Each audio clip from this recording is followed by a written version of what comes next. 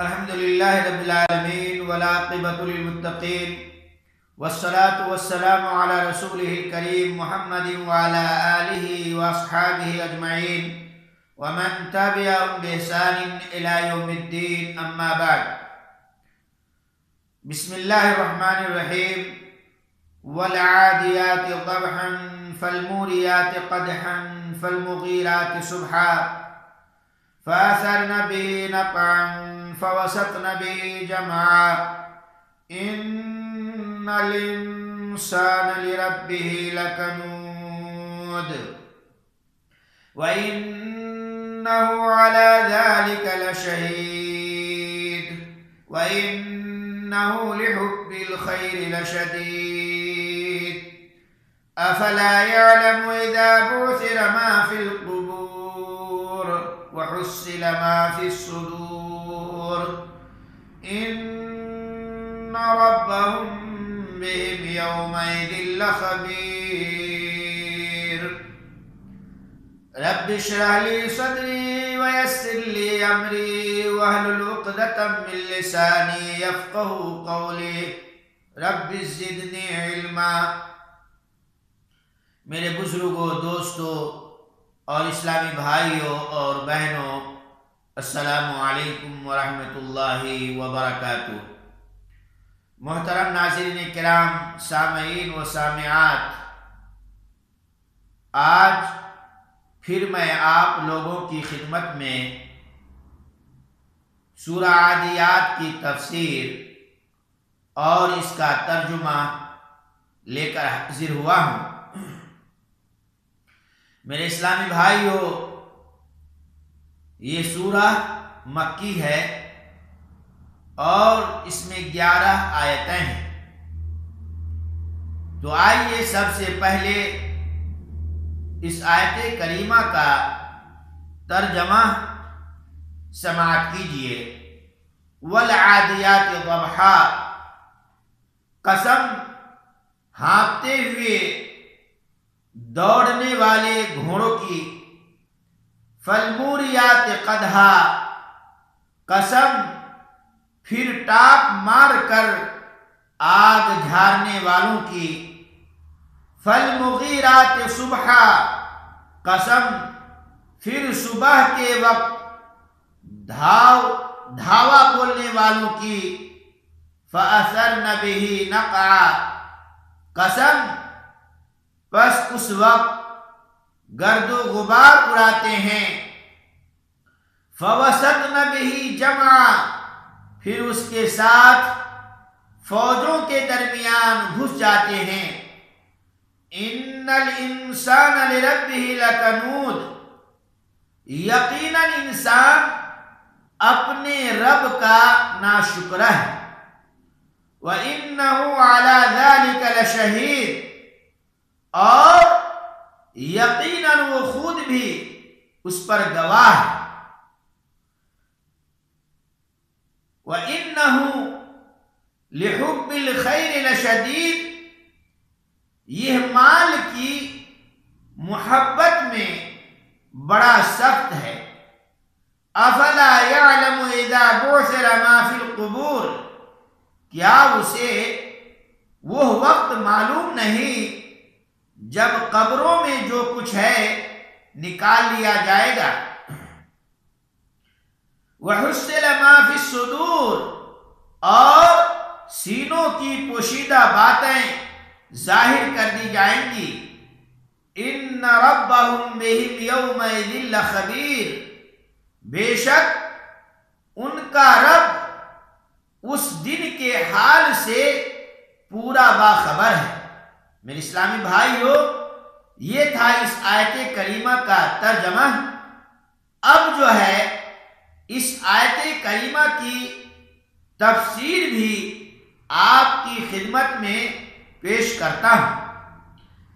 اللہ تبارک و تعالی نے گھوڑوں کی قسم کھائی ہے کیونکہ ان کے اندر اللہ تعالی کی روشن اور نمایاں نشانیاں اور ظاہری نعمتیں ہیں جو تمام خلائق کو معلوم ہے، اور اللہ تعالی نے گھوڑوں کی ان کے اس وصف میں قسم کھائی ہے جس وصف میں حیوانات کے تمام انواع ہیں۔ تمام انواع میں سے کوئی حیوان ان کے ساتھ مشارکت نہیں کرتا۔ فرمایا والعادیات ضبحا، یعنی بہت قوت کے ساتھ دوڑنے والے گھوڑوں کی قسم، جب ان سے ہانپنے کی آواز آ رہی ہو۔ ضبحا، گھوڑوں کے سانس کی آواز جو تیز دوڑتے وقت ان کے سینوں سے نکلتی ہے۔ فالموریات، پھر ٹاپ مار کر آگ جھاڑنے والوں کی قسم، قدحن، ٹاپ مار کر، یعنی جب وہ گھوڑے دوڑتے ہیں تو ان کے کھوروں کی سختی اور ان کی قوت کی وجہ سے آگ نکلتی ہے۔ فالمغیرات،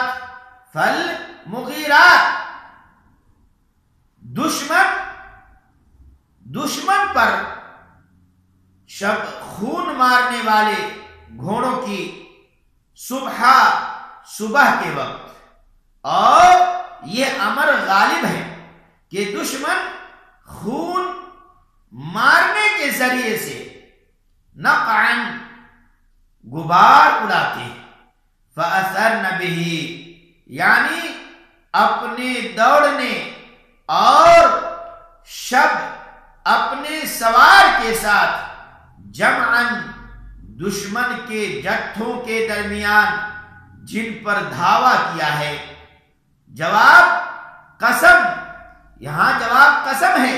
اللہ تبارک و تعالیٰ کا ارشاد ہے ان الانسان لربہ لکنود، بے شک انسان اپنے رب کا ناشکر ہے، یعنی وہ اس بھلائی سے روکنے والا ہے جس سے اللہ تبارک و تعالی نے اس کو نوازا ہے۔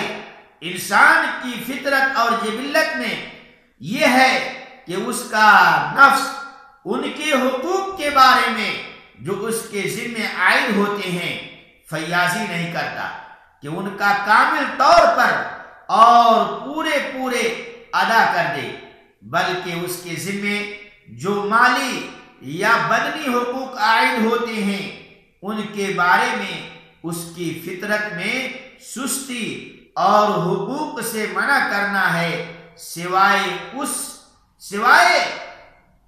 اس شخص کے جس کو اللہ تبارک و تعالی نے ہدایت سے بہرمند کیا اور اس نے اس وصف سے باہر نکل کر حقوق کی ادائیگی میں فیاضی کے وصف کو اختیار کر لیا۔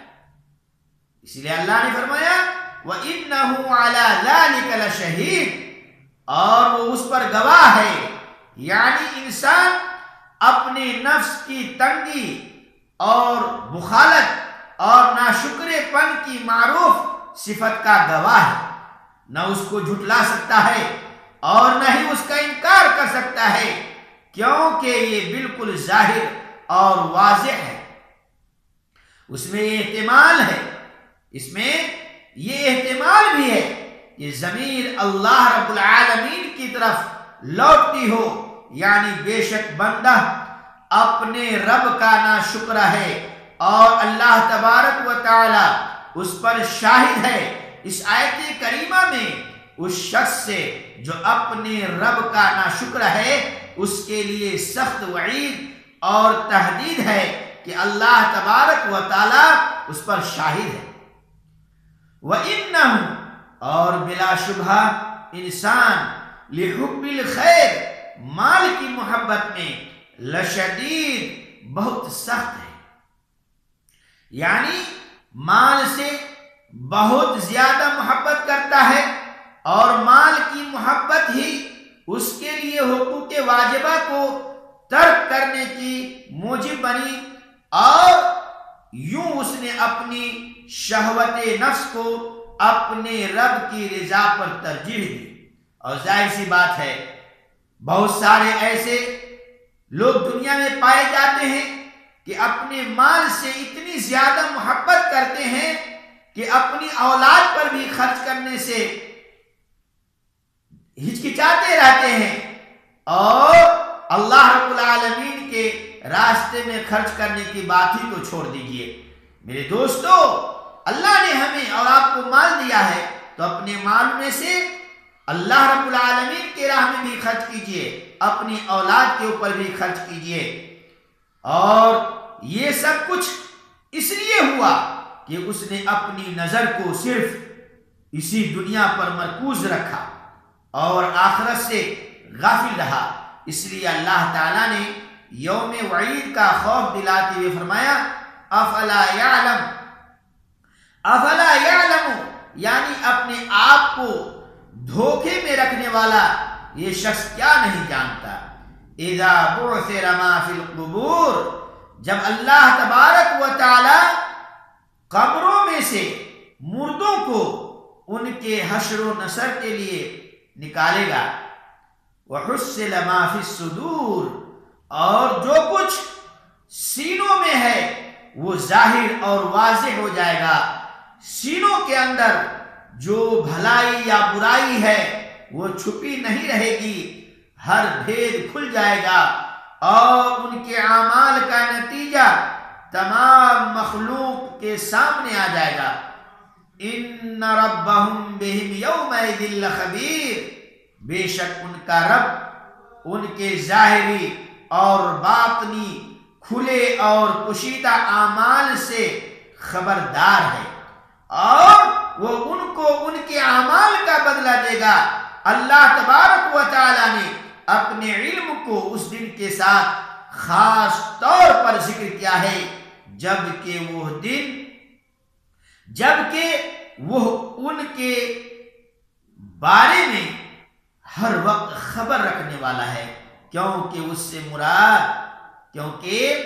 سے مراد اعمال کا وہ بدلہ ہے جس کا باعث اللہ تعالی کا علم اور اس کی اطلاع ہے۔ محترم سامعین و سامعات، تو یہ سب اس آیت کریمہ کی تفسیر تھی جو میں نے آپ کے سامنے رکھی ہے۔ اللہ رب العالمین سے دعا ہے کہ اللہ تعالی مجھے بھی اور آپ تمام سامعین کو ان ساری باتوں پر سن کر عمل کرنے کی توفیق عطا فرمائے، آمین۔ اقول قولی ھذا واستغفر اللہ لی ولکم من کل ذنب فاستغفروہ انہ هو الغفور الرحیم۔